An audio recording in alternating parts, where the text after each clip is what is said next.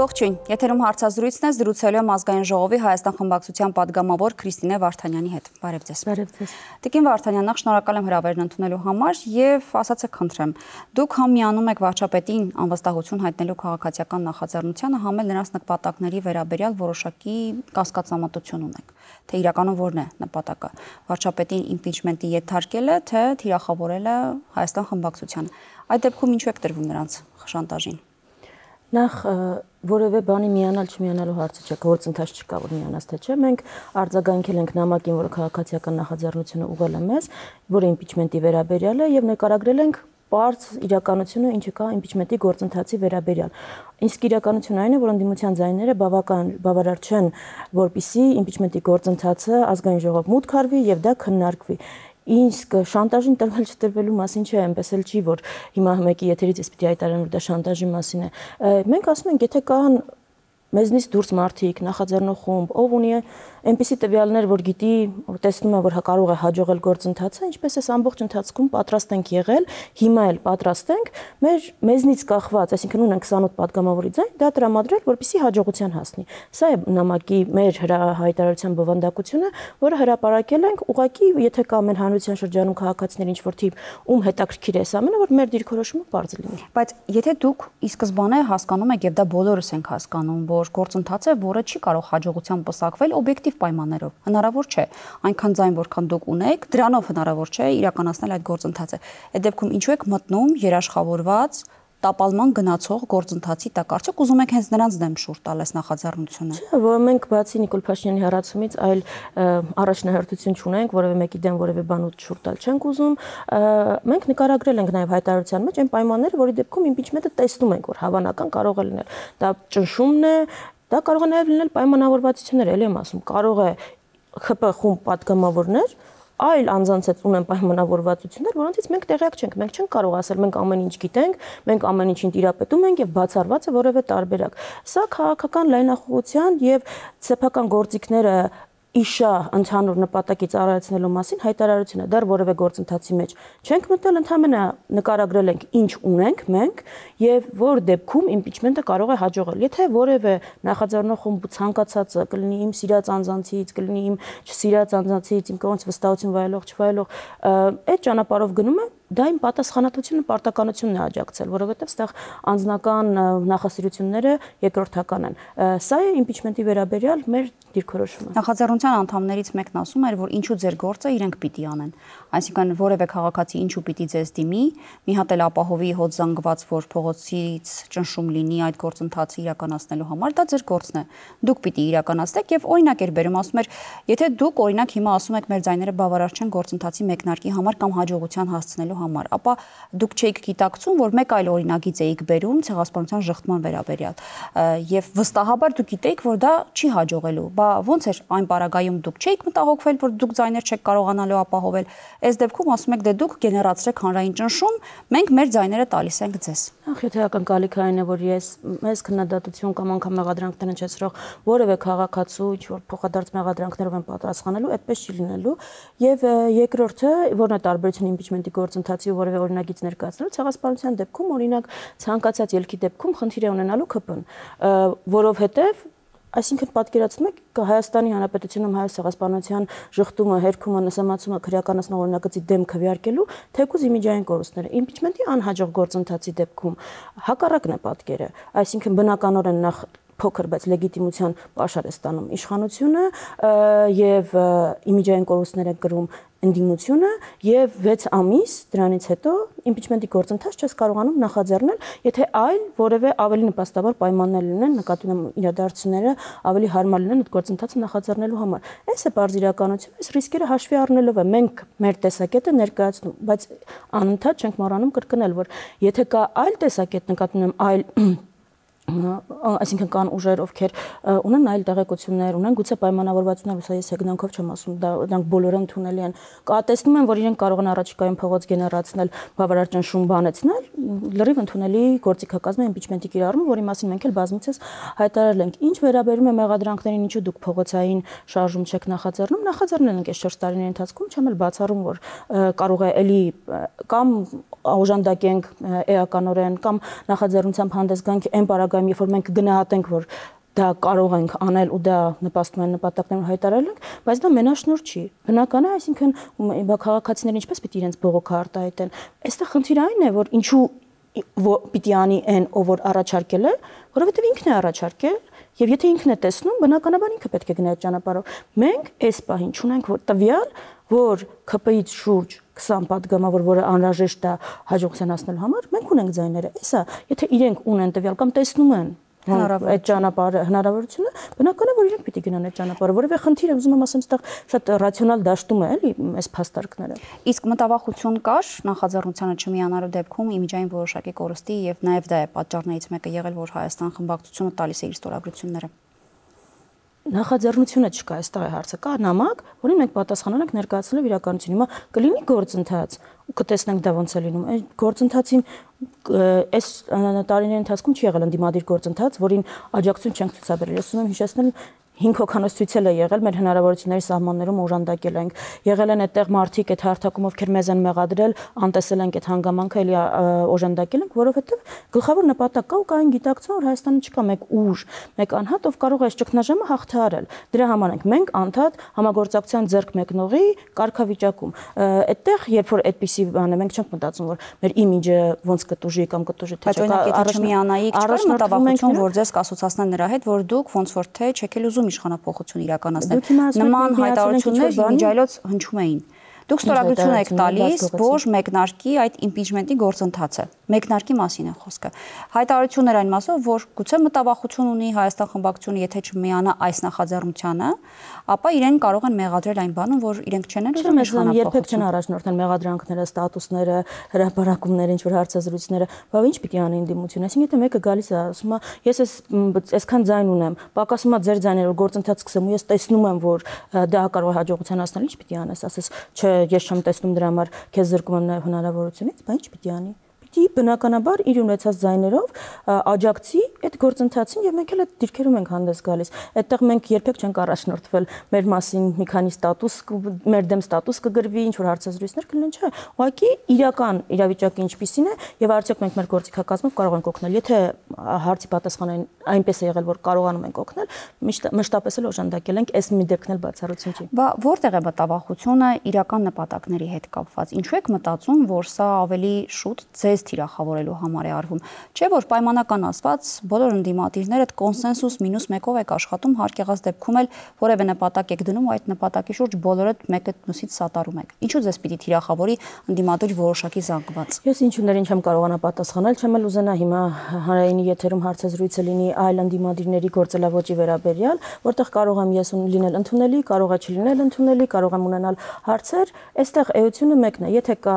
իրատեսական ծրագիր եւ մարտավարություն, մենք մշտապես պատրաստ ենք աջակցել։ Մնացած հարցերը կարծում եմ բնական է, տարբեր ուժեր են, կարող են քննարկել, դրանք կարող են տարբեր հնչեղություն ստանալ եւ դա բնական գործընթաց է։ Հանրապետության երրորդ նախագահ Սերժ Սարգսյանն էլ հանդիպել էր ուսանողների հետ, ինչպես երկրորդ նախագահ Ռոբերտ Քոչարյանը տարբեր հարցերի է անդրադարձել ներքին եւ արտաքին, ինչպես Ռոբերտ Քոչարյանը,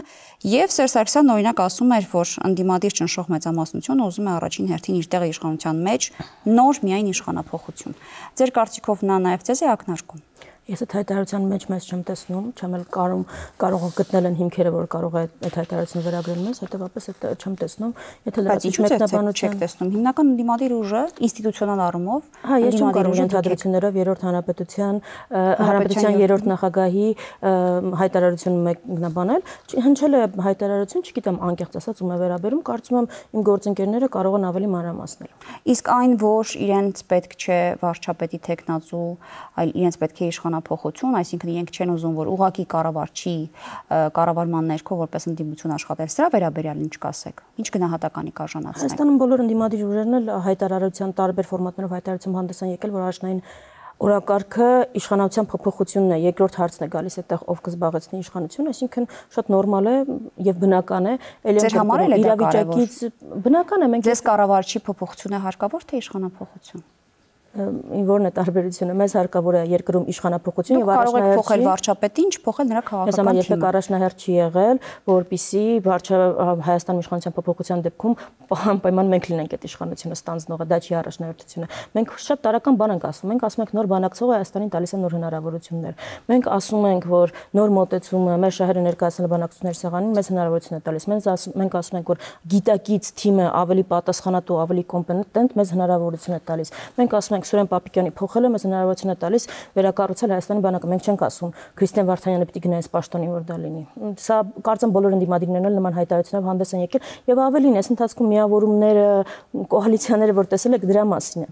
Ռոբերտ Քոչարյանի հայտարարություններին գանք, որն այս օրերի քննարկումների ամենաթեժ առանցքում է, այն հայտարարությունը, որը հնչեց, թե Ռոբերտ Քոչարյանն ասում է մենք հայերս հայկական իշխանություններն են հրահրել պատերազմը, դուք փորձել եք որոշակիորեն արդարացնել, ասելով, որ նա դա նկատի չի ունեցել։ Այդուամենայնիվ ոմանց համար սա համոզիչ չէ։ Արդյոք դուք Ադրբեջանին չեք տալիս ճակերտերով զենքեր Հայաստանի դեմ պայքարելու համար, թեկուզ իրավական հարթակներում։ Չէ՞ որ այս հայտարարությունը այնպիսի հայտարարություն է, որ դուք ուղղակի ագրեսիան դնում եք Հայաստանի ուսերին եւ արդարացնում հարձակվողի։ Ես գիտեք ավելի ուղիղ քան ծաղր մեր ժողովրդի նկատմամբ չեմ կարողանա մեկնաբանել։ Այսօր էլ ենթադրելի էր, որ այդ հայտարարությանն վերաբերելու հարցերի մի փունջ մի 10 անգամ լսեցի նորից կրկին խոսքը ու չեմ հասկանում ինչ նախնդիր է։ Մարդը ասում է միտք, որ Հայաստանի բոլոր նախագահները խոշոր հաշվով ասել են այն մասին, որ բանակցությունների գործընթացը փակուղի տանելով, անելով հայտարարություններ, որոնք վերջ են դնում Հայաստան բանակցային գործընթացին, ես չեմ ասել, ոչ Ռոբերտ Քոչարյանն ասել, Զորաբ Մնացականյանը 44 օրյա պատերազմի հանգամանքները քննող հանձնաժողովում, որի այդ մասը բարձրաձայնեց Անդրանիկ Քոչարյանը, հայտարարել է, որ հուլիսյան դեպքերից հետո բանակցությունները վերջացել էին։ Խաղաղ գործընթացի մասին խոսք չէր կարող լինել։ Դա բարձրաձայնել են Անդրանիկ Քոչարյանը, իմել ինչ չմեղադրեն, որ փակ ինչ-որ բան են բարձրաձայնում։ Բայց սրա մասին խոսում են նախագահները, ասում են, որ այդ վարքագիծը Ադրբեջանին հնարավորություն է տվել այդ ամեն ինչ օգտագործել մեր դեմ ու արդյունք ինչ են ունեցել 44 օրյայի։ Ասում եք հայերն են սադրել պատերազմը եւ Ադրբեջանը այստեղ կարող է հանգիստ միջազգային հանրության առաջ ասել դե սադրել են, ես էլ պաշտպանվելու համար հարձակվել եմ։ Հիմա դուք այլ կերպ, քան ավելի լավ, հնարավոր չէ Ադրբեջանի հարձակումը արդարացնել։ 44 օրյա ընթացքում որևէ երկիր չդատապարտեց այդ Ադրբեջանի ագրեսիան։ Իսկ ինչ որևէ հայերը, դուք կարող եք հենց հիմա էլ դնել, եթե իմ հեռախոսը վերցնեմ կարող եմ դնել, տեսնենք հայերն են սադրել պատերազմը արտահայտություն կա, հա խոսքը կառուցում է բառը չի ավարտում, բառը չի ավարտում, հայկական իշխանությունները կարծում եմ ցանկացած մեկով լսում են, շատ པարզ է հասկանում ինչ է ասում մարդը։ Հիմա դուք կախվել եք մի բառից, լավ, կարող եք դրա իրավունք ունենալ, բայց ինչ եք ուզում այս ժողովրդին համոզել։ Դուք ինձ մի հատ դեպք ցույց կտաք, որ ընդդիմադիր որևէ ներկայացուցիչ, որևէ հայտարարություն դա ինչ որ հիմքեր է տալիս այլ բան բնելու։ Այսինքն Նիկոլ Փաշինյանի Արցախը, Ադրբեջանը եւ վերջը երկիր կառավարած նախագահի մասին եք խոսում, ինչ որ ընդդիմադիր ուժի մասին չեք խոսում։ Դուք ինձ ցույց տվեք մի հատ նախադեպ պատմական, որ ընդդիմադիր ուժի որևէ մեծ, փոքր, որևէ հայտարարություն, որևէ երկիր վերցրել է ու դրա համար ինչ որ քայլ է։ Բայց Ադրբեջանը ինչ է ասում, ընդդիմադիրների պահվածքին ասում է ռևանշիստական տրամադրություններ ունեցող քաղաքական գործիչներ։ Հիմա այսինքն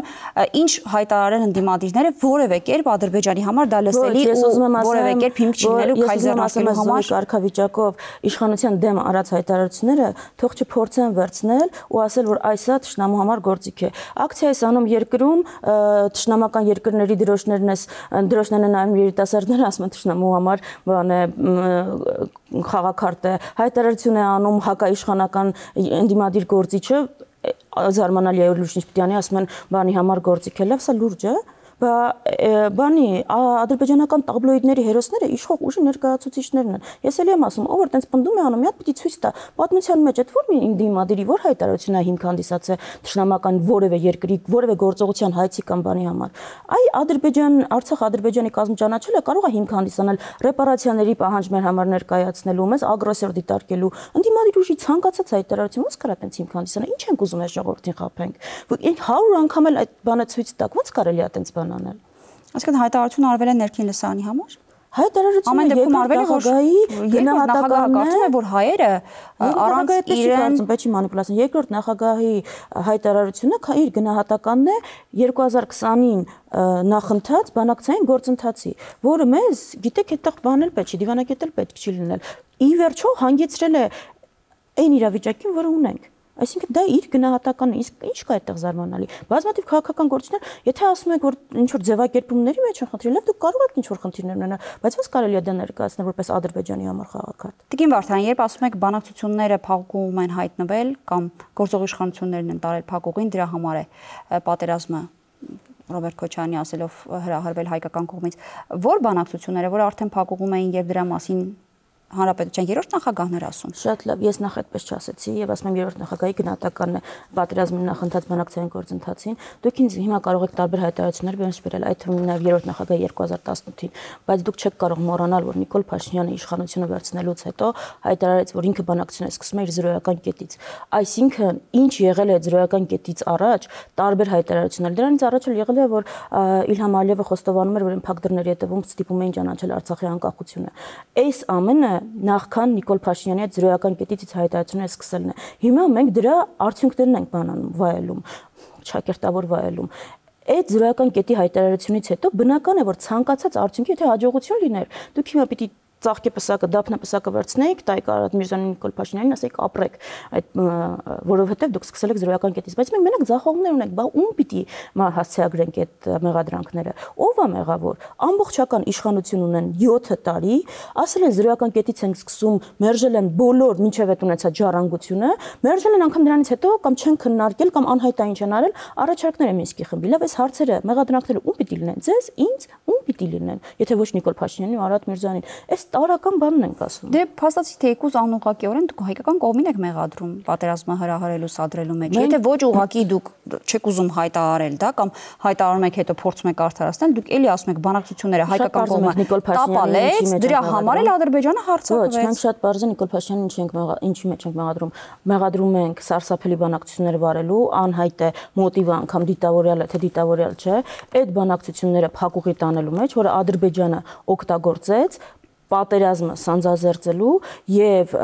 օգտագործեց նաեւ Հայաստանի շուրջ կոնսոլիդացիա միջազգային չապահովելու համար։ Բոլոր խաղաքարտերը Ադրբեջանին, բոլոր խաղաքարտերը Ադրբեջանի ձեռքը տալու մեջ ենք մեղադրում։ Պատերազմի սանձազերծելուց հետո այլ պատմություն ինչի համար ենք մեղադրում։ Մեղադրում ենք կազմակերպված անկազմակերպ պատերազմի մեջ։ Ու այդ պատերազմը հնարավորինս շուրջ չավարտելու, եթե այն վիճակներ, որը մենակ այն հայտարարությունը իր որ մենք նույն արդյունքը կունենայինք, բայց զոհերը պակաս կունենայինք, ամեն ինչի մասին խոսում Այսինքն մեղադրանքները շատ པարզ է բանակցային գործընթացը փակուղի տանելու, անպատասխանատու հայտարարություններ անելու, որը խաղաքարտեր դարձան ամբողջ Ադրբեջանի ձեռքում։ Այն որ ձեր եթերից այս տաղավարից կարծեմ հայտարարում էր, որ ինքը փաստարկներ ունի, որը կոչնչացնի Ադրբեջանը, կկազմաքանդի, ինչ եղավ դա։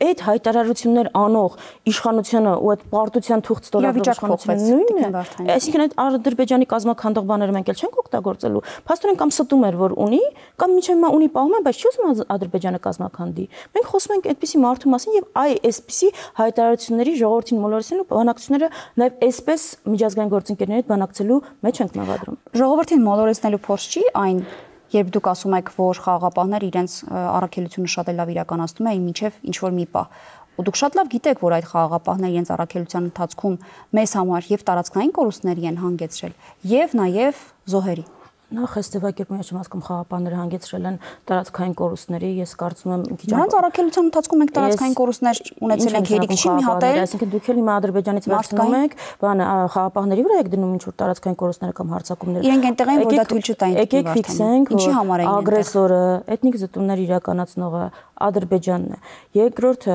չհասկացա նաև հարցը խաղապահների վերաբերյալ էլի հնչել է եթե ուսանողների հետ նկատում եք հանդիպմանը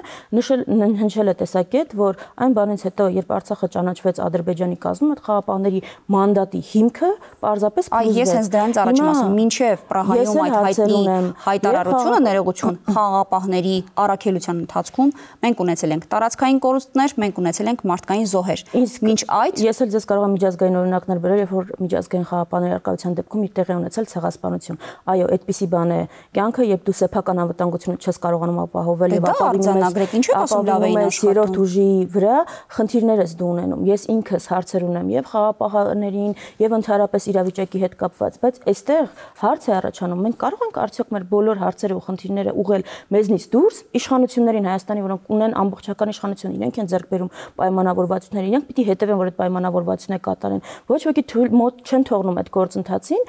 բան անել, իրենց անտեսել, իրենց հայտարարություն ասել ոչ մի նշանակություն չունի, այլ դու երրորդ կողմ, այ դու չորրորդ կողմ դες մեղավ։ Այստեղ խոսքը կոնկրետ Տիկին Վարդան խաղաղապահների առաքելության լավ ու վատ իրականացնելու մեջ է։ Եթե իրենք այնտեղ են, իրենք պիտի դա թույլ չտային։ Եթե դա թույլ է տրվել եւ Պրահայի հայտարարությունն եք վկայակոչում, իմ ասածը մինչեւ դա տեղի ունեցածն է, չի ստացվում որ դուք արդարացնում եք Ռուսաստանին իր խաղաղապահ հայտարարություն, որ խաղաղապահների առաքելությունը գնահատել են գերազանց, ոչ, եթե Արցախը հայաթափված է, այնտեղ հայ չի ապրում, ոչ մի բան ոչ գերազանց է, ոչ էլ լավ է։ Այստեղ հարցը այլ է։ Առաջնային մեղավորությունը այդտեղով ունի։ Դուք եթե այն մոտեցման կրողն եք, որ մենք մեղադրանք աշխարհի բոլոր պետություններին, այդ թվում նաև դաշնակիցներին ու Հայաստանի իշխանություններին, ովքեր ունեն ամբողջական իշխանություն պատասխանատվություն իրենց բաց թողնենք, ես այդ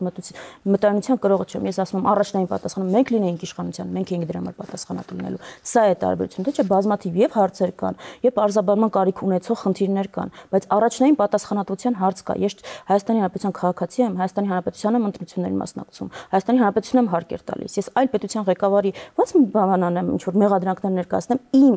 առաջնային անվտանգային հարցում։ Այս է հարցը, մոտեցումների տարբերությունը։ Վերջին հարցը կարճ խնդրում եմ, Ռոբերտ Քոչարյանը նաև հայտարարություն է անում, ասելով, որ 120,000 արցախցի հաղթել են 7 միլիոնանոց Ադրբեջանի, խոսքը առաջին հաղթական պատերազմի մասին է։ Սերժ Սարգսյանն էլ է սրան անդրադարձել եւ հակադարձել է, ասելով, որ առանց Հայաստանի դա տեղի չէր կարող ունենալ։ Արդյոք Հայաստանի դերը նվազեցվում է առաջին պատերազմում, թե ոչ։ Միանշանակ ոչ, կարծում եմ։ Բայց ինչու է այսպեսի հայտարարություն արվում։ Նայեք, դուք վերցնում եք ինչ-որ առանձին մասեր ու վերագրում եք մտքեր մարդուն այդ արտահայտող, որը այդ մարդը նկատի չի ունեցել։ Ռոբերտ Քոչարյանը Հայաստանի Հանրապետության երկրորդ նախագահն է, չի կարող որևէ հայտարարություն անել Հայաստանի Հանրապետության դեմ։ Դա կարծում եմ առաջին Արցախյան պատերազմում Արցախահայերի դերը եւ այն ժամանակ ֆակտորները, որոնք մեզ օգնեցին հաղթանակի, դա ընդգծող հայտարարություն է։ Ինչ է նշանակում այդ հայտարարությունով Հայաստանի դերը նսեմացվում է։ Ես չեմ պատկերացնում Հայաստանի 3 նախագահներից որևէ մեկը այդպիսի հայտարարություն անեն, եւ եթե լրացուցիչ կարիք կա, իհարկե ես երկրորդ նախագահի, այսինքն դաշնակցություն եմ ներկայացնում, բայց վստահ եմ, որ իր անունից էլ հիմա կարող եմ ասել, որ ոչ միայն Հայաստանի Հանրապետության, Հայաստանից Արցախի պաշտպանության մասնակցած մարդկանց դերը նսեմացնելու որևէ միտում չկա, այլ հակառակը դա միշտ գնահատված է եղել։ Առաջին Արցախյան պատերազմը հաղթել է հայ ժողովուրդը իր ամբողջականությամբ, իր միասնականությամբ, իր գերնպատակի շուրջ համախմբման արդյունքում եւ աննկարագրելի զոհողություններով։ Դա որևէ մեկը չի կարող կասկածի տակ դնել։ Շնորհակալ եմ։ Զրուցակիցս Հայաստան խմբակցության պատգամավոր Քրիստինե Վարդանյանն էր։ Կհանդիպենք։